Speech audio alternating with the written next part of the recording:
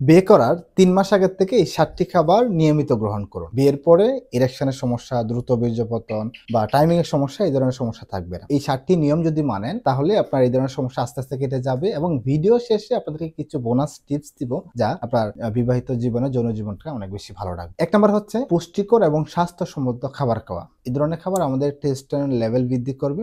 আর testosterone যখন বৃদ্ধি থাকবে তখনই সিমেনের কাউন্ট, কোয়ালিটি এগুলা ভালো থাকবে। লিবিডো বৃদ্ধি করতে সাহায্য করবে। খাদ্য তাহলে প্রোটিন এবং জিঙ্ক জাতীয় খাবার যেমন সকল ধরনের বীজ জাতীয় খাবার বা ডিম, দুধ, বাদাম এই ধরনের খাবার আপনার খাদ্য তালিকায় রাখতে পারেন। পাশাপাশি হচ্ছে খাদ্য তালিকা থেকে আপনাকে চিনি এবং মিষ্টি জাতীয় খাবার বর্জন করতে হবে। কারণ এই চিনি এবং মিষ্টি জাতীয় খাবার আমাদের টেস্টোস্টেরন লেভেল লিবিডো আস্তে, আস্তে কমিয়ে দেয়। ২ নম্বর এক্সারসাইজ ব্যায়াম। এটার কোনো বিকল্প নেই। আপনি চেষ্টা করুন কার্ডিও এক্সারসাইজ গুলা করার জন্য। যেমন আপনি সকালবেলা ঘুম থেকে উঠে আধা ঘন্টা দৌড়তে পারেন অথবা সাইকেলিং করতে পারেন। আপনি বাসায় বসে বসে কিগেল এক্সারসাইজ করতে পারেন। এই পেজে চ্যানেলে অনেকগুলা কিগেল এক্সারসাইজ ভিডিও দেওয়া রয়েছে, এগুলো আপনি দেখতে পারেন। একটা যদি করতে থাকেন তাহলে আমাদের পেলভিক মাসল গুলো অনেক বেশি শক্তিশালী হবে, ব্লাড সার্কুলেশন বৃদ্ধি পাবে, এখানে টেস্টোস্টেরন লেভেল প্রাকৃতিকভাবে তৈরি হবে, আপনার সিমেন কাউন্ট বৃদ্ধি হবে। ৩ নম্বর নিয়মিত ঘুমানো। চেষ্টা করুন পর্যাপ্ত যত পারেন ঘুমান, তবে ঘুমটা যেন রাতে হয় সেদিকে অবশ্যই লক্ষ্য রাখতে হবে। রাতে ঘুমের মধ্যে আমাদের টেস্টোস্টেরন লেভেল তৈরি হয়। যারা কম ঘুমায় তাদের স্ট্রেস বেশি থাকে, আর স্ট্রেস যদি বেশি থাকে ওজন বৃদ্ধি পায়, ওজন বৃদ্ধি পেলেও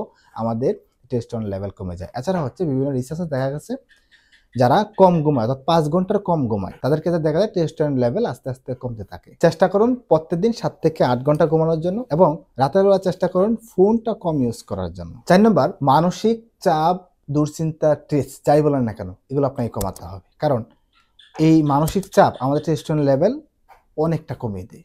তো এমন হারে কমায় যেটা আপনি পরবর্তীতে কাভার করতে আপনার অনেক বেশি কষ্টদায়ক হবে। সুতরাং চেষ্টা করতে হবে আপনাকে স্ট্রেস কমানোর জন্য। চেষ্টা করুন ধ্যান এবং শ্বাস-প্রশ্বাসের মাধ্যমে আপনার স্ট্রেসকে কমানোর জন্য।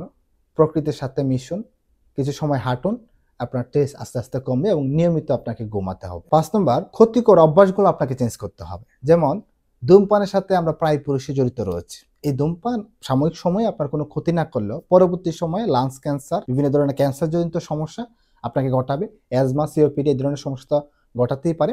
এছাড়া হচ্ছে এই ধূমপান অতিরিক্ত আমাদের শরীরে যখন যায় তখন আমাদের নিকোটিনের মাত্রা অনেক বেশি বৃদ্ধি পায়। আমাদের পুরুষের ক্ষেত্রে সিমেন্টের লেভেল কমিয়ে দেয়, শুক্রাণু নষ্ট করে দেয়। অনেক সময় দেখবেন যে ধূমপায়ী পুরুষদের ক্ষেত্রে তাদের বন্ধ্যাত্ব রয়েছে অর্থাৎ বাচ্চা হয় না তাদের দ্বারা। সুতরাং চেষ্টা করতে হবে ধূমপান, অতিরিক্ত পরিমাণ চা, কফি, ক্যাফেইন এই ধরনের খাবার বাদ দেওয়ার জন্য। অতিরিক্ত পরিমাণ বোতলজাত বা কোল্ড ড্রিঙ্কস, কোমল পানি এই ধরনের খাবার আপনাকে আস্তে আস্তে কমিয়ে ফেলতে হবে। চিনি, মিষ্টিযুক্ত খাবার আস্তে আস্তে বাদ দিতে হবে। ৬ নম্বর উত্তেজনামূলক ওষুধ একেবারেই বন্ধ করতে হবে।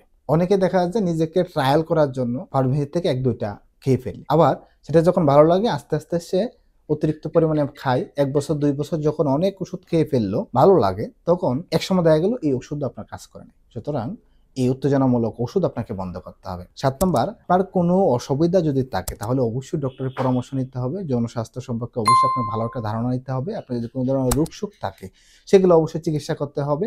অনেকে যৌনবাহিত রোগ থাকতে পারে যেমন সিফিলিস, গোনোরিয়া, এইচআইভি বা এইডস এই ধরনের অবশ্যই চিকিৎসা করতে হবে। তাহলে পরবর্তী পার্টনারের সাথে আপনার লাইফটা অনেক ভালো যাবে। বোনাস টিপস, ইন্টারকোর্সের আগ মুহূর্তে চেষ্টা করুন ১৫ থেকে ২০ মিনিট ফোরপ্লে করার জন্য, যা আপনার ইন্টারকোর্সের সময়টা অনেক বেশি বৃদ্ধি করবে। ধন্যবাদ সকলকে। এই ছিল আজকের মতো ভিডিওটা অনেক বেশি শেয়ার করে দিবেন। আপনার কোনো মতামত থাকলে অবশ্যই কমেন্ট করে জানাবেন। নতুন হয়ে থাকলে ফেসবুক পেজ এবং ইউটিউব চ্যানেলটাকে সাবস্ক্রাইব করে আমার সাথেই থাকবেন।